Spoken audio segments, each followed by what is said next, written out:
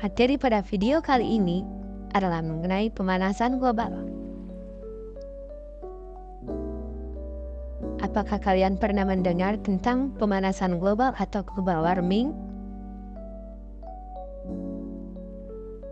Nah, apakah kalian juga sering merasakan suhu panas pada lingkungan kalian?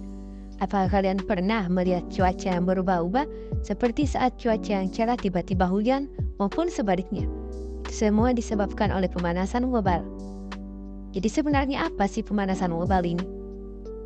Nah, pemanasan global adalah sebuah peristiwa naiknya suhu rata-rata permukaan atau temperatur bumi akibat efek rumah kaca. Nah, bukankah efek rumah kaca bermanfaat bagi bumi untuk menghangatkan bumi? Yap, akan tetapi efek rumah kaca yang berlebihan akan memberikan dampak yang buruk bagi bumi. Efek rumah kaca ini merupakan fenomena yang menyebabkan pemanasan global. Efek rumah kaca ini terjadi, itu diakibatkan oleh gas-gas rumah kaca yang sudah menumpuk pada atmosfer bumi, sehingga efek rumah kaca ini akan menghasilkan dampak buruk bagi bumi, yaitu pemanasan global. Nah, proses terjadinya efek rumah kaca ini, yaitu radiasi matahari yang mencapai atmosfer bumi, sebagian besar akan dibetulkan kembali ke angkasa. Sisa energi matahari yang diserap oleh daratan dan juga lautan yang kemudian memanaskan bumi. Panas memancarkan dari bumi, itu kembali keluar angkasa.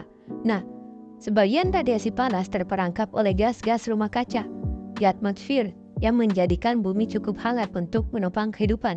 Akan tetapi ketika gas-gas rumah kaca sudah sangat berlebihan pada atmosfer, maka ini akan mengakibatkan pemanasan global. Gas rumah kaca yang paling banyak terdapat pada atmosfer bumi adalah karbon dioksida. Nah, karbon dioksida inilah yang mengakibatkan terjadinya pemanasan global. Adapun penyebab terjadinya efek rumah kaca yang berdampak buruk bagi bumi, yaitu yang pertama adalah penggunaan bahan bakar fosil. Penggunaan bahan bakar fosil ini itu akan didapati di kendaraan bermotor yang akan menghasilkan zat karbon, sehingga zat karbon ini akan naik ke udara. Yang kedua adalah pembakaran hutan. Pembakaran hutan ini juga akan menghasilkan gas-gas rumah kaca. Yang ketiga adalah pengundulan hutan. Pengundulan hutan ini itu akan mengakibatkan semakin tidak terkendalinya zat karbon dioksida yang terdapat di udara, yang mengakibatkan hilangnya pepohonan yang memiliki fungsi menyerap karbon dioksida yang ada di udara dan juga menghasilkan oksigen untuk menopang kehidupan di bumi. Yang keempat adalah penggunaan alat-alat yang menghasilkan zat emisi karbon seperti CFC. Salah satu alat yang menghasilkan zat emisi karbon yaitu AC, air condition atau pendingin ruangan. Kepanjangan dari CFC sendiri ini adalah chlorofluorocarbon. Nah, di mana AC merupakan penyumbang terbesar zat karbon dioksida di udara. Adapun dampak dari pemanasan global, yang pertama adalah mencairnya es di kutub. Mencairnya es di kutub ini juga akan mengakibatkan kenaikan permukaan air laut. Nah, kenaikan permukaan air laut ini akan sangat berdampak buruk pada lingkungan pesisir yang ada di dunia. Karena ini akan mengakibatkan hilangnya lingkungan pesisir dan terkikisnya pinggir pantai akibat kenaikan air laut per tahunnya yang disebabkan oleh pemanasan global. Dampak yang kedua adalah cuaca dan juga iklim yang tidak menentu. Berbagai macam kejadian di alam yang diakibatkan oleh pemanasan global termasuk ke dalam banjir, kekeringan di mana-mana. Ini diakibatkan oleh cuaca dan juga iklim yang tidak menentu dan juga sangat sulit untuk diprediksi lagi. Ini dikarenakan suhu bumi yang sudah tidak normal lagi yang dihasilkan oleh pemanasan global.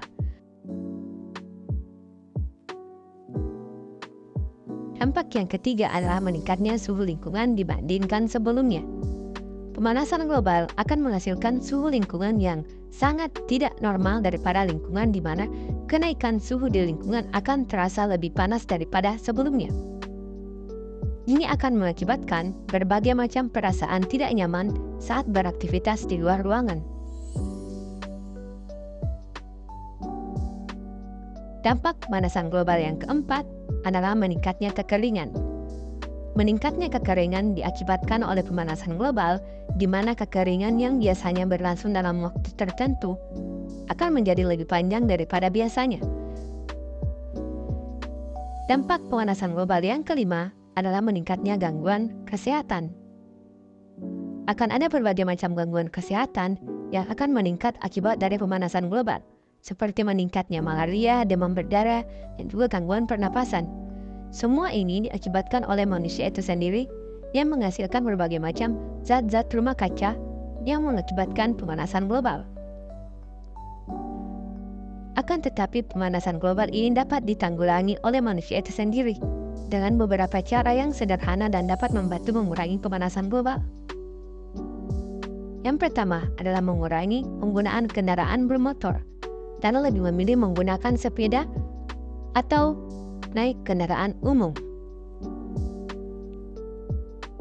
Yang kedua adalah menjaga kelestarian alam.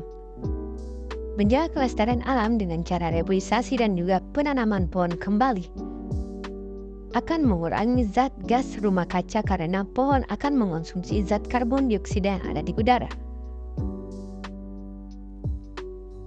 Mengurangi penggunaan bahan bakar fosil dan juga penggunaan listrik dalam kehidupan sehari-hari. Sebagai contoh kecilnya yaitu mematikan mesin air apabila tidak diperlukan, mematikan TV apabila tidak menonton, mematikan HP apabila tidak digunakan. Semua hal ini akan mengurangi penggunaan energi listrik dan akan mempersedikit limbah industri untuk memproduksi listrik menggunakan bahan bakar fosil. Yang keempat adalah menggantikan berbagai macam energi dengan energi terbarukan. Penggunaan energi terbarukan ini itu akan sangat membantu mengurangi limbah industri dalam penggunaan bahan bakar fosil. Seperti penggunaan kincir angin untuk memproduksi energi listrik, penggunaan panas matahari atau sinar matahari untuk mendapatkan energi listrik. Yang terakhir ada mengendalikan limbah dengan 3R, yaitu reduce, mengurangi sampah, penggunaan bahan dan juga energi. Yang kedua, reuse, yaitu menggunakan kembali barang yang sudah ada. Yang terakhir adalah recycle, mendaur ulang bahan yang sudah tidak terpakai. Mengendalikan limbah yang dihasilkan dari berbagai macam kegiatan produksi ini sangatlah penting. Cara pengendalian limbah yang ada yaitu dengan cara menggunakan peralatan yang ramah lingkungan, mengurangi penggunaan alat yang tidak diperlukan, dan juga mengurangi penggunaan kantong plastik.